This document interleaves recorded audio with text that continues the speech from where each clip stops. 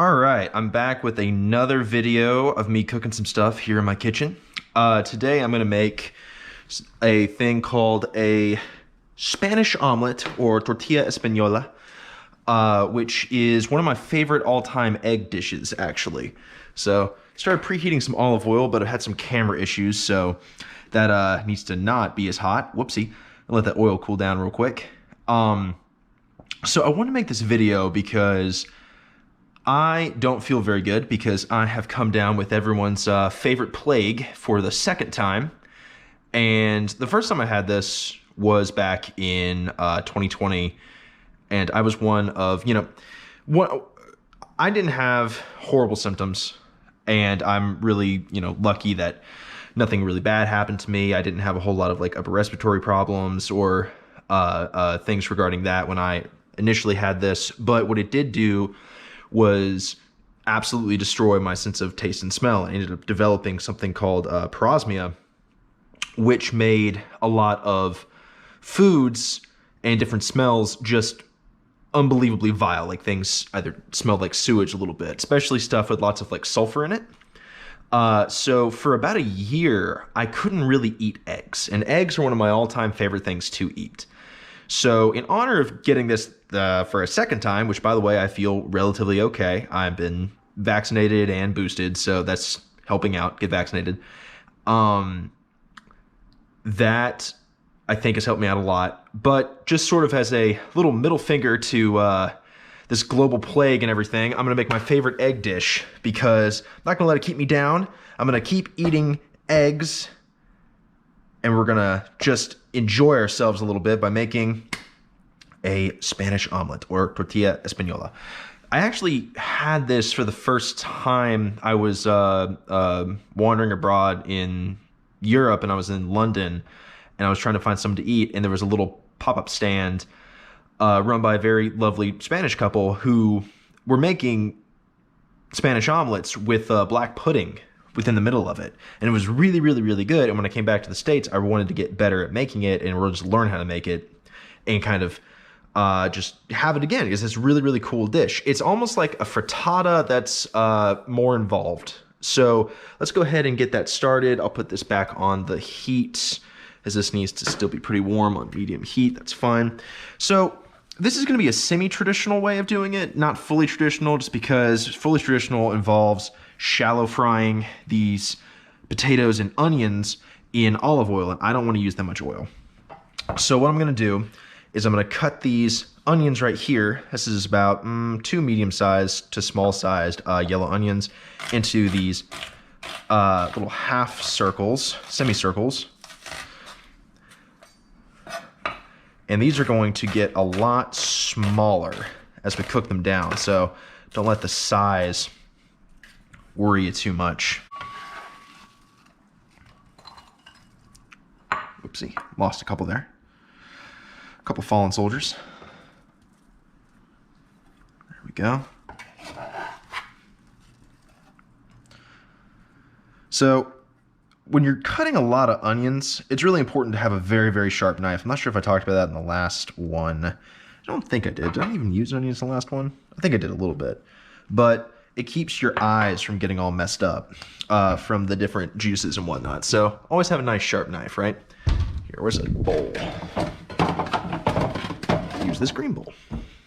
Ooh, getting some smoke in action. We don't want this to be too hot because I don't want these onions to develop a lot of color. Traditionally, these things aren't even supposed to get any browning whatsoever. You're supposed to just shallow fry them in oil until they get nice and soft. But again, I don't want to just use that much oil. So we're cutting these things into semicircles. Again, this is a Yukon Gold potato. You need something kind of waxy, because if you use russet potatoes, they'll just sort of like fall apart into the in the olive oil, and we want them to kind of retain their shape. This is going to be like the major filling for this tortilla, this omelet. So I don't want it paper thin. I'm not trying to make potato chips or anything like that. Although if you do this, you could make homemade potato chips. I've done that a few times. It's kind of fun. And a lot more involved than, just buying potato chips for like $3. There we go. Get all this chopped up. Oop, cut this one into semi-circles as well. Let's give ourselves a little more room here.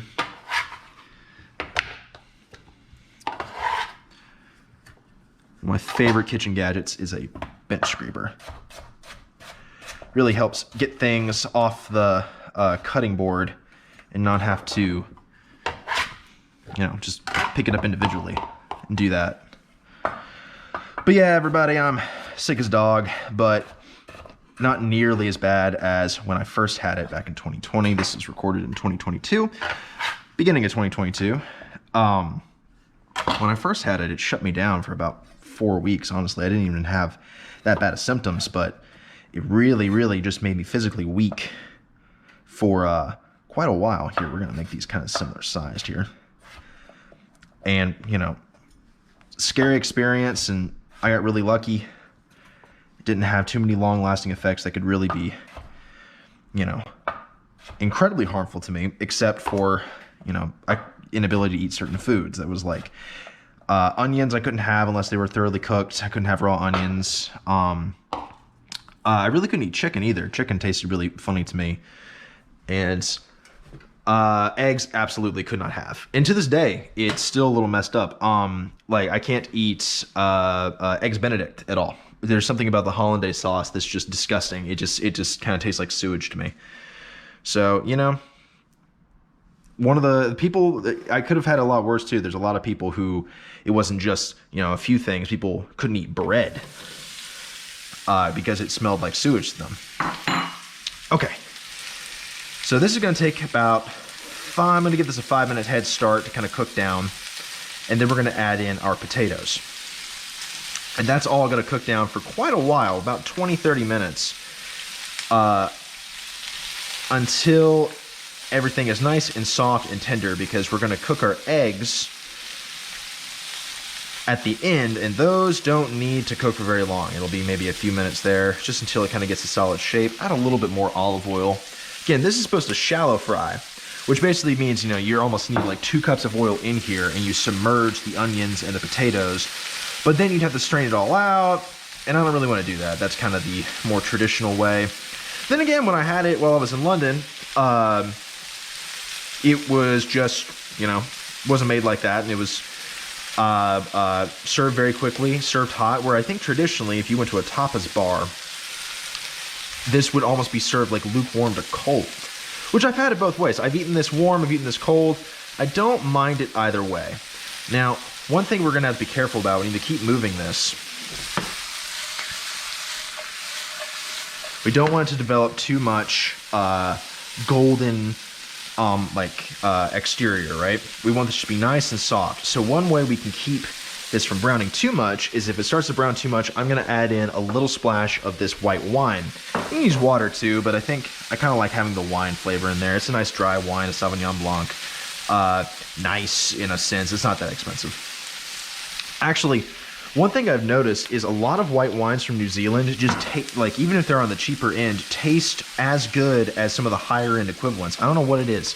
I don't know if the ingredients are better. I don't know what's going on. But it always tastes really good to me, especially this, I like this Oyster Bay brand. I'm not a wine snob though. I'm not really. I'm a pretty basic guy. I don't go too crazy with that stuff. I enjoy nice things, but I'm not going to say no to like a cheap beer or cheap wine or anything, unless it's just like undrinkable, right? But I'm not some guy who's like, oh, I'm not going to drink this Bud Light. I would never attempt to drink this subpar beer or anything like that. I'm not, you know, if someone offers me a Bud Light at a party, whatever, I'll drink it. It's fine. Not usually my go-to, but, you know, it's not my house. We're doing something at my house. You know, I have beer I like or wine I like. If you ever want to get better at tossing, by the way, which is a good skill to have, like doing this, people try to get too much air on it. You don't really need to. One way to practice that is to put something like Cheerios or something into a pan like this, and something that, you know, isn't going to spill everywhere or be really warm, and just try flipping it a little bit. And if you want to get better at like flipping pancakes or doing anything like that, put like a piece of bread in there. Use that to help you learn to flip. It's a fun skill, kind of a neat party trick too. You know, you're cooking for people and they always like this stuff. Great for sauces and incorporating stuff. Not entirely necessary here, but it's a lot of fun. Okay, we're getting there. Getting about a 5-minute head start. I'm gonna put a little bit of wine in there just right now because I like this flavor kind of being introduced. Just a splash. Let that cook out a little bit. So white wine kind of adds a lot of brightness, a little acidity in there.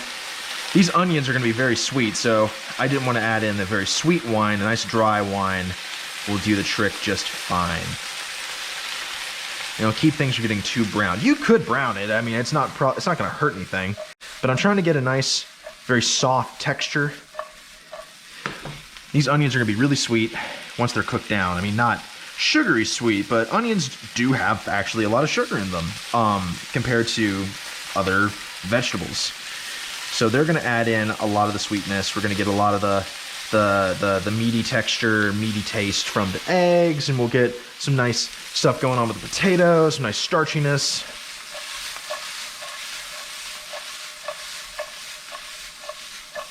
There we go. All right.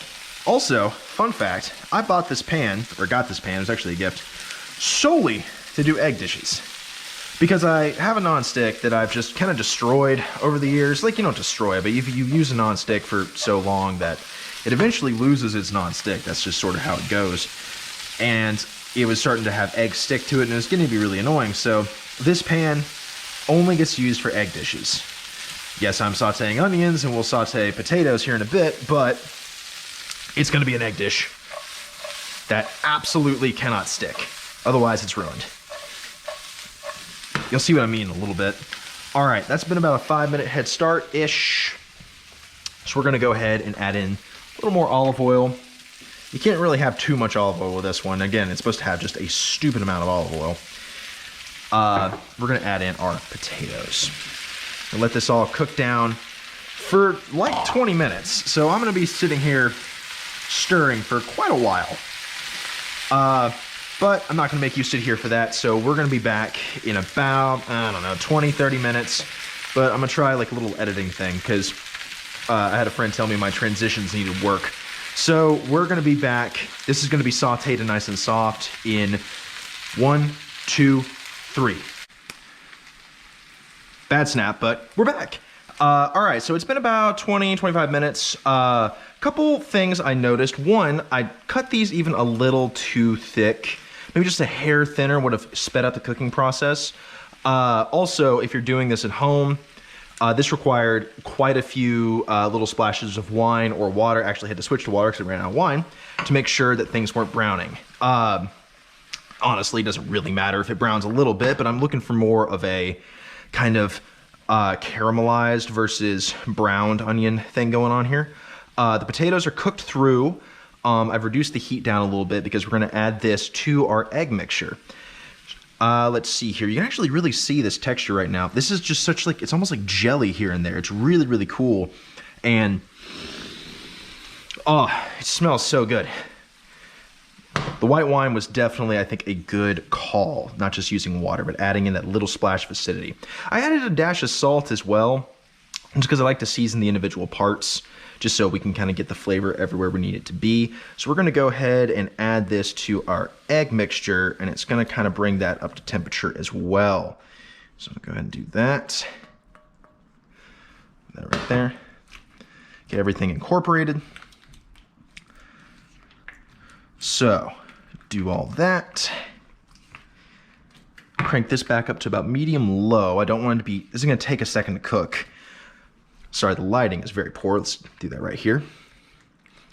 Okay, getting that nice and combined. And we're going to go ahead and season with some salt and pepper. I don't think pepper is traditional either, but we're going to do some pepper. I'm going to do about, I don't know, that's about a teaspoon-ish of kosher salt.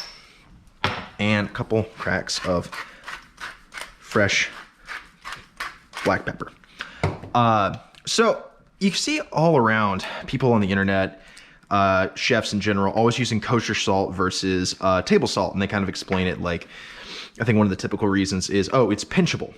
But then you see like in recipes online, it doesn't specify, oh, salt or kosher salt. It's usually just in videos or on like a cooking show that someone says kosher salt. So let me get this started and then let me explain to you how to kind of gauge how much kosher salt you need versus just plain old table salt. So let's go ahead and get this on in there. Add a little bit more olive oil, just for flavor, right? Go ahead and add this and let it cook through.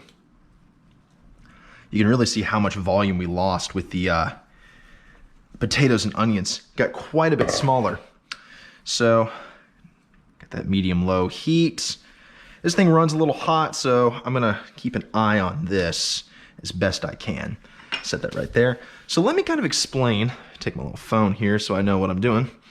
Let me explain to you why you have to use, or what happens if you use kosher salt versus table salt. So kosher salt and table salt are the exact same thing. They're both NaCl, right? Sodium chloride. But usually you have to use more kosher salt versus more table salt in a given recipe. And that's due to this thing called void ratio, which is denoted as E, right? So I don't know if you can see. So denoted as E. Let me get real close here. I'm gonna go ahead. Not sure how well this is gonna show up. So that's denoted as E. And E, or equals void ratio. I can't write very well, I apologize.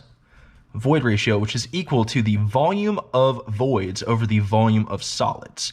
Now, in 1 teaspoon of salt, that is going to be our volume of solids. And if we have a teaspoon of kosher salt and a teaspoon of table salt, that volume of solids for K, kosher, will equal volume of solids for salt or table salt. Call that a T. So, however, the void ratio, volume of voids, is greater for kosher salt versus the volume of voids of table salt. Why? So kosher salt right here is a lot more granular. So this stuff is very pinchable. The individual grain sizes are much bigger compared to your average thing of table salt. Imagine gravel versus sand. So if you were to stack a bunch of gravel together, you get something that kind of looks like this. You'd get like a bunch of circles all stacked together. And you'd have this as your void space in between the individual grains. Versus something like table salt, much smaller grains will be stacked together like this. A much smaller volume of voids.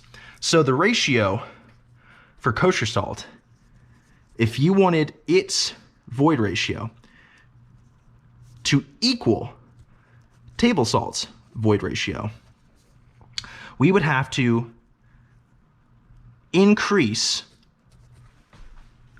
the volume of solids.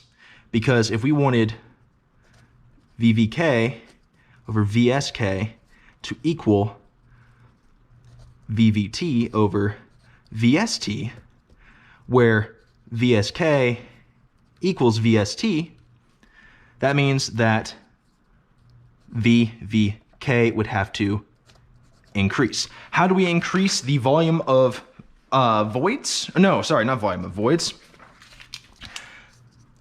Our volume of solids would have to increase. How do we increase our volume of solids? We use more than a teaspoon. Sorry if that didn't make a whole lot of sense. I was trying to quickly explain that. Let's go back to the actual food, right? Math lesson over. So we're getting there. We want this to be basically cooked because we're going to do a fun little thing where we're going to flip this. We're going to invert it. And the way we do that is actually with a plate. So we'll get to that here in a bit. Oh, I've got some freshly chopped parsley to go on top of this stuff. I think it's gonna be really good. And we'll kind of let it cool before we really have at it. We wanna let it rest for a while so we can see the nonstick really doing its work here. I don't want it to stick to the bottom if I can help it. So let's see. We're getting good browning. We're gonna need to invert it pretty soon. Yeah, we're getting there.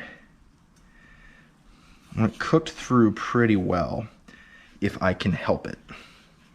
before totally inverting it. So let's give it another minute or two. But yeah, I just got in the mood to make this because I got sick, and it really did take a long time for me to be able to eat anything with sulfur again. About a year. So I'm no expert. I'm not a doctor. I'm not here to exactly tell you what to do. But, you know, I was lucky enough not to have any problems like physically or like long-term health-wise from when I first got sick. But for those suffering with parosmia, I feel ya. It's horribly unpleasant. You know, things just taste like sewage, smell like sewage, and it really affects different people. It's basically the nerves in your olfactory nerves just getting burned and just not working anymore. Or when they come back after you lose your sense of smell, they don't come back right. Mine never did, really. It took about a year for them to heal to the point where I could eat certain things, but some stuff still is not okay for me to be around. Old eggs and old chicken, vile. I can't have runny eggs. Any kind of runny egg, can't do it. I almost need to just have these things like well cooked. I have a theory that it might be because if I cook through whatever sulfur compound it is that I can't smell, I'll be okay. Because something that's like flash fried doesn't seem to bother me, or like eggs that are scrambled don't bother me, but a runny egg will. So I don't know. I'm not an expert. That's just a little theory I have on that. But, you know, if you are suffering from something like that, my sympathies go out to you. It took a long time for it to get better. And there are a few training things you can do with different like smelling things to kind of like retrain your brain into smelling the right things. I've done a little bit of it. It's helped me. I'm not sure if it'll help you, but worth a shot, right? We all want to be able to eat our favorite foods, and not being able to really sucks, because I love eggs and I really could not eat them for about a year whatsoever. All right, that's about ready to invert. Let's do it now. I lucked out in a sense that I think this will fit right on top of it real snug. So I need to do this over something that isn't going to ignite. So we're going to do it over this cutting board here in a second. So let's go ahead and make some room.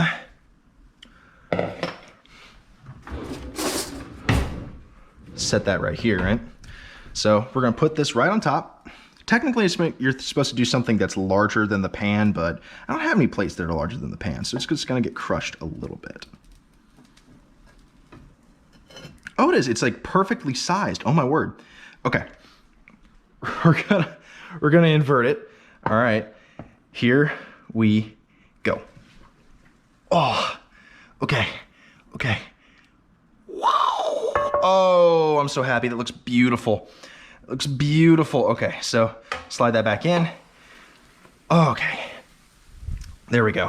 We're gonna crank the heat back up to medium right there to kind of finish cooking. Oh, you lost a little guy right there. That's all right. We'll set this right here. Oh, it smells so wonderful. Oh my God. I'm very excited here. So that's gonna cook here for another few minutes. Wipe down this real quick.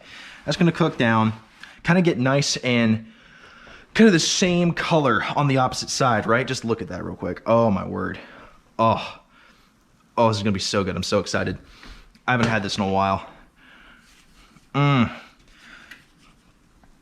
Ooh. Kind of get the same texture. And then, oh, I shouldn't have put that thing in there. We're gonna invert it again. Totally forgot about that. That's okay. We'll use the actual plate it's gonna be served on. We gotta invert it again because the bottom half of this is gonna be a lot harder than the top half of this. And if I were to just slide this off right here, the bottom half would actually make the top half soggy because it would still be steaming, and we'd lose this fluffy texture. It would just be a soggy texture. We don't want that. So I'll flip it. The steam will come off going upwards instead of in through it, maintaining that fluffy texture, right? So we're gonna give it here a couple more minutes, and then we're gonna set it, let it rest for a little bit, try it out. I think it's gonna be delicious.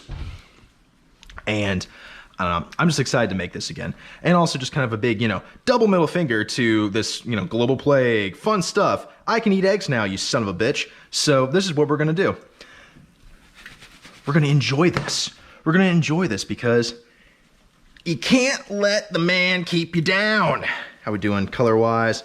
We're getting there. can't have that. Once I flip this, we'll take a quick little break, come back, and actually see the finished product. 'Cause you do have to let it rest for a little bit. I don't like it cold. I mean, like, I don't dislike it. I just kind of prefer it to have a little bit of heat. We'll let it rest for like 10 minutes, something like that. I will do something that is definitely not traditional, and that's might throw a little hot sauce in there, because I couldn't eat hot sauce for forever either. That they don't tell you about that when your sense of smell goes out. Things that are hot, they just hurt. They don't have any fun taste.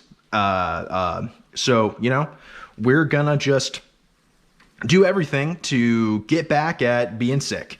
All right, you know what? Let's let this finish up. I don't want to waste y'all's time. So we'll be back with a finished product here in a bit. Let's try this snap thing again. So we're gonna finish product here in 1, 2, 3. All right, I still can't snap for some reason. I think I have oil on my hands, but we're back. I put a little parsley on this stuff because I just, you know, it looks cool, a little bit of green going on there. I've let it rest here for a couple minutes. Let's dig in. Let's see what it tastes like, right? So I'm just gonna cut it like it's a damn pie or whatever, or pizza. So, ooh, a little bit of resistance. I kind of dig that. I want just a little bit going on here. Watch it be raw in the middle. That'd be fun. Let's have a look-see. Let's have a look-see. Ooh, that's what I wanted. Okay, so you see right in here, let me bring it up to the camera real quick. So I have like a spatula. So you can see, whoa, we're almost losing a little bit. You can see right in there, right up to the camera. You can see the layers right there. That's what I wanted. I wanted this layering of potatoes to kind of form and be encapsulated by the egg. So still pretty warm, but can't wait. I'm really hungry also, so let's give it a shot here.